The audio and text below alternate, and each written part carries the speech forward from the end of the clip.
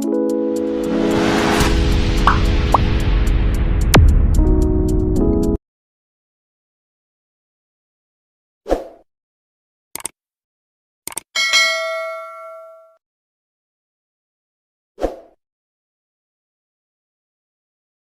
beda gaji ke-13 CPNS, PNS, dan PPPK yang harus Anda tahu.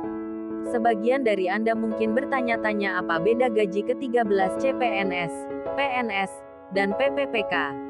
Untuk mengetahuinya tonton video ini hingga akhir dan jangan di-skip untuk mendapatkan info yang lengkap.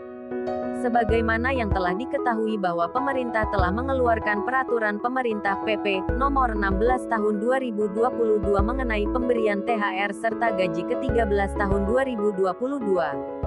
Menke menuturkan bahwa dengan adanya kebijakan tunjangan hari raya dan gaji ke-13 diharapkan dapat mendorong percepatan ekonomi nasional dengan meningkatkan daya beli masyarakat. Lantas siapa sajakah yang berhak mendapatkan gaji ke-13? Berikut adalah daftar penerimanya. Berdasarkan PP nomor 16 tahun 2022 ayat 2 disebutkan bahwa pemerintah memberikan tunjangan hari raya dan gaji ke-13 tahun 2022 kepada aparatur negara, pensiunan, penerimaan pensiun, dan penerima tunjangan sebagai bentuk penghargaan atas pengabdian kepada bangsa dan negara dengan memperhatikan kemampuan keuangan negara. Adapun dalam PP nomor 16 tahun 2022 pasal 3 dapat kita ketahui bahwa yang berhak untuk mendapatkan gaji ke-13 adalah sebagai berikut. 1. PNS dan calon PNS CPNS. 2. Pegawai pemerintah dengan perjanjian kerja PPPK. 3. Prajurit TNI. 4. Anggota Polri. Dan 5. Penjabat negara. Selain 5 orang di atas yang berhak mendapatkan gaji ke-13 juga adalah pensiunan, penerima pensiun, serta penerima tunjangan. Sebagian dari mungkin akan bertanya-tanya apakah bedanya gaji ke-13 calon PNS, PNS dan juga pegawai pemerintah dengan perjanjian kerja. Bila merujuk pada peraturan pemerintah nomor 16 tahun 2022 berikut beda gaji ke-13 calon PNS, PNS dan pegawai pemerintah dengan perjanjian kerja.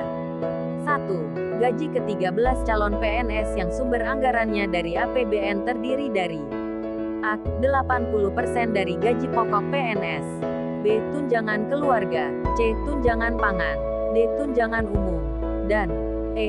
50% tunjangan kinerja sesuai jabatan, pangkat, peringkat jabatan, atau kelas jabatannya.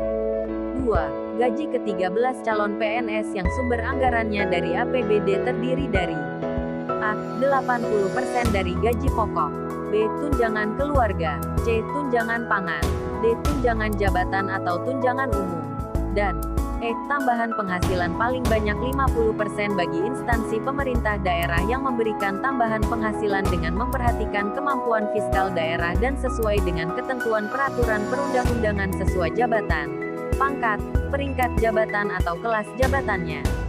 3. Gaji ke-13 PNS yang anggarannya dari APBN terdiri dari A. Gaji pokok, B. Tunjangan keluarga, C. Tunjangan pangan, D. Tunjangan jabatan atau tunjangan umum, dan E. 50% tunjangan kinerja.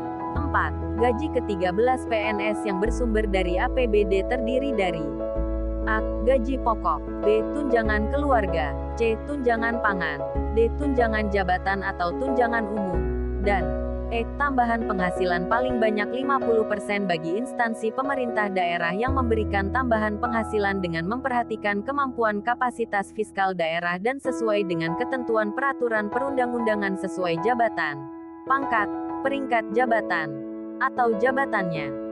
5. Gaji ke-13 PPPK sama dengan PNS yaitu A. Yang anggarannya dari APBN terdiri dari gaji pokok, tunjangan keluarga, tunjangan pangan, tunjangan jabatan atau tunjangan umum, dan 50% tunjangan kinerja.